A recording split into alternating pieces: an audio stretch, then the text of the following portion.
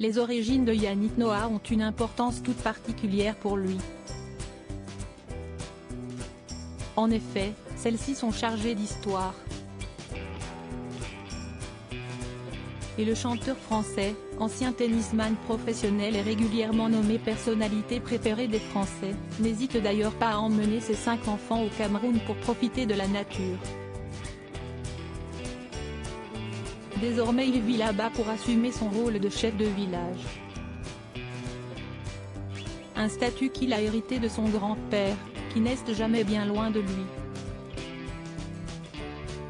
Dans l'édition du 16 février 2023 du magazine Gala, l'artiste de 62 ans a ainsi livré une anecdote particulièrement étonnante à ce propos. Tout débute par le récit de l'histoire du titre culte Simon Papa Tara paru au cours de l'année 2000. Il y explique ainsi que son grand-père a envoyé l'un de ses fils en France, qui a fini par revenir au pays avec une femme blanche et enceinte. L'accueil réservé à maman n'a pas été très bon. Les choses ont changé quand je suis née. De ce jour-là, maman a été acceptée et moi, le bienvenu. Je serai plus tard la réincarnation de mon grand-père, explique Yannick Noah à ce sujet. Un héritage qu'il avait alors pris quelque peu à la légère. Quand on m'a raconté ça,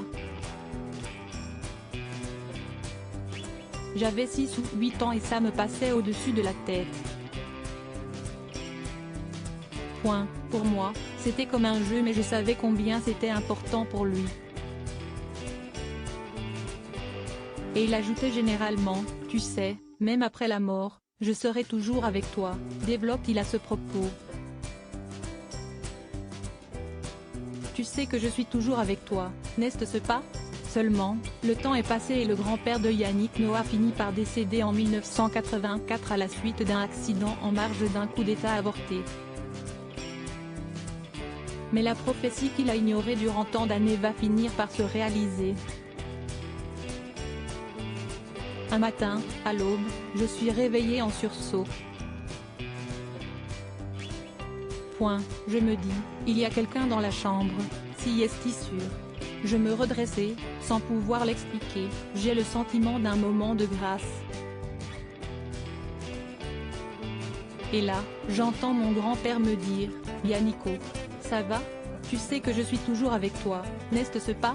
Comme je t'avais dit, continue de t'occuper de la famille, relate l'interprète de Saga Africa.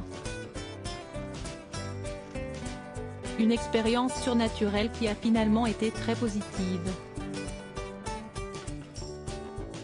Je crois que ça m'a permis d'être conscient que la reconnaissance, les applaudissements qui comblaient en moi une sorte de manque affectif, un jour, ça s'arrête et ce jour-là, il faut continuer d'avancer, conclut à ce sujet Yannick Noah.